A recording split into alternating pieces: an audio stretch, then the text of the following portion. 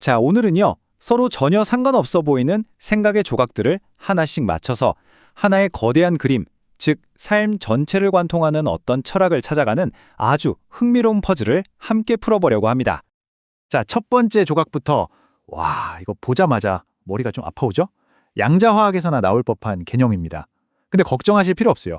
핵심 아이디어는 생각보다 훨씬 간단합니다. 그리고 갑자기 분위기가 확 바뀌죠? 이번엔 아주 개인적이고 소박해 보이는 새의 다짐이 툭 튀어나옵니다. 그리고 마지막 조각은 스케일이 완전 달라집니다.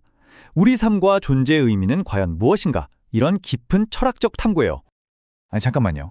양자화학, 새의 다짐, 그리고 존재의 의미라니 이게 도대체 어떻게 한 사람의 머릿속에서 같이 나올 수 있는 생각들일까요? 뭔가 있겠죠? 이 모든 걸 하나로 꿰뚫는 어떤 운영체제 같은 게 있을 겁니다. 지금부터 그걸 한번 찾아나가 보죠. 자, 첫 번째 섹션입니다. 레고로서의 우주. 우리의 첫 번째 단서는요, 아까 그 머리 아팠던 과학 개심을 안에 숨어 있습니다. 겉보기엔 어려워도 그 안에는 정말 놀랍도록 단순하고 강력한 아이디어가 담겨 있거든요. LCA론, 이름은 거창한데 사실 그 본질은 이겁니다. 단순한 것들이 모여서 어떻게 복잡한 것을 만들어내는가, 바로 그 원리에 대한 이야기예요.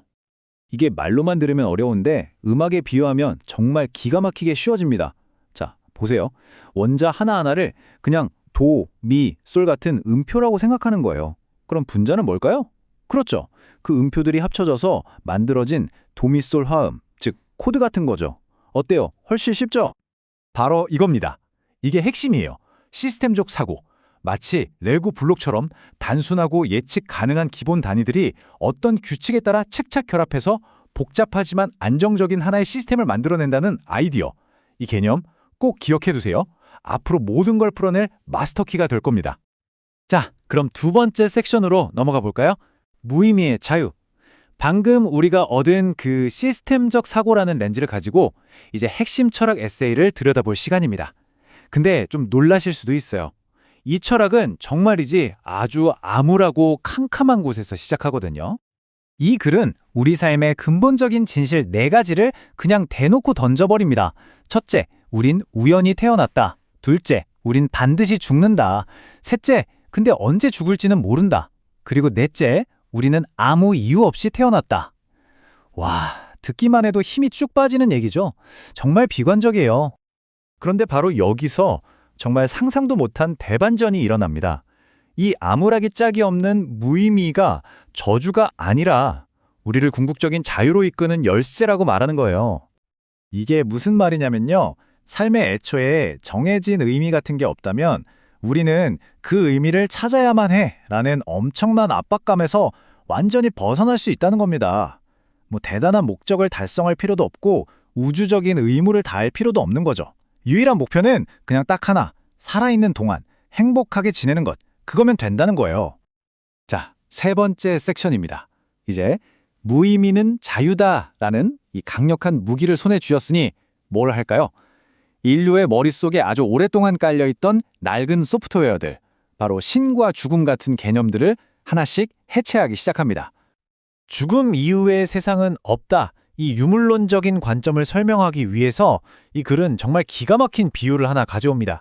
좀 잔인하게 들릴 수도 있는데 바로 멍게 이야기입니다. 멍게요? 네, 그 멍게 맞습니다. 멍게가 우리에게 사후세계에 대해 뭘 가르쳐준다는 걸까요? 멍게의 일생을 보면 이게 딱 이해가 돼요. 어릴 땐 뇌를 가지고 막 헤엄쳐 다녀요. 그러다가 평생 살 곳을 딱 찾아서 달라붙죠. 그럼 어떻게 될까요?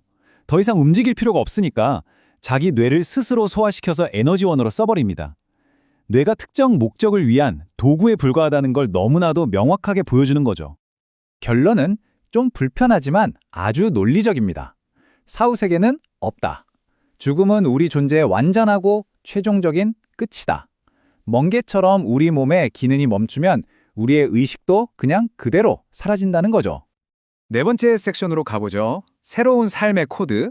자, 그럼 신도 없고 사후세계도 없으면 우리 대체 어떻게 살아야 하나요? 막막하죠? 다행히 이 철학은 그냥 다 부수기만 하는 게 아니라 아주 실용적인 삶의 청사진, 일종의 행동광형을 제시합니다. 여기서 황금률과 역황금률의 차이를 짚고 넘어가는데 이게 정말 중요해요.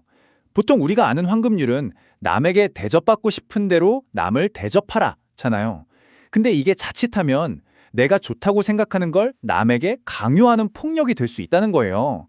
반면에 역황급률, 즉 네가 당해서 싫었던 걸 남에게 하지 말라는 건 타인의 경계를 존중하는 진정한 존중의 출발점이라는 거죠. 묘묘하지만 엄청난 차이죠. 그래서 아주 단순한 두 가지 원칙이 나옵니다.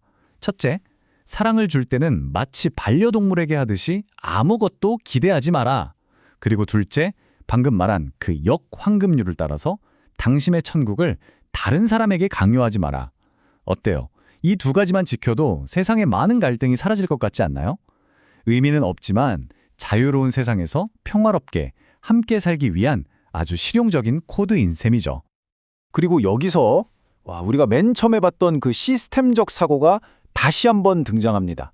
기생, 희생, 공생, 경쟁. 이 생물학적인 관계 모델을 인간 사회 시스템에 그대로 연결시키는 거예요. 불교는 자기 이익을 추구하는 기생, 기독교는 타인을 위한 희생, 유교는 상호 이익의 공생, 자본주의는 경쟁. 정말 흥미로운 관점이지 않나요? 여기서 핵심은 이거예요. 이 네 가지 시스템 중에 이게 최고야! 하는 정답은 없다는 겁니다. 오히려 생태계처럼 단순하고 하나로 통일된 건 강력하지만 위험하고 복잡하고 다양하게 섞여 있는 게 최고는 아닐지라도 훨씬 안정적이라는 거죠. 중요한 건 어느 하나가 아니라 균형이라는 겁니다. 자, 드디어 마지막 섹션입니다. 천국은 과정이다.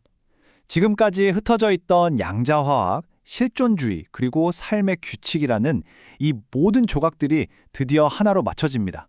이 모든 걸 관통하는 단 하나의 강력한 메시지가 드러나는 거죠. 결론은 이겁니다. 우리가 죽어서 도망치듯 가야 할 그런 천국은 없다는 거예요. 진짜 천국은 어떤 장소나 목적지가 아닙니다. 바로 지금, 여기. 우리가 발 딛고 서 있는 이 현실을 조금이라도 더 나은 곳으로 만들어가는 그 과정 자체가 천국이고 삶의 의미라는 겁니다. 자, 이 모든 이야기는 결국 우리에게 하나의 묵직한 질문을 던집니다. 약속된 구원이라는 안전망이 없다면 우리의 하루하루 행동은 과연 더 의미 있어질까요? 아니면 더 무의미해질까요? 이 냉정한 현실을 똑바로 마주하는 것이 우리를 더 약하게 만들까요? 아니면 역설적으로 우리를 더 자유롭고 강하게 만들어주는 걸까요?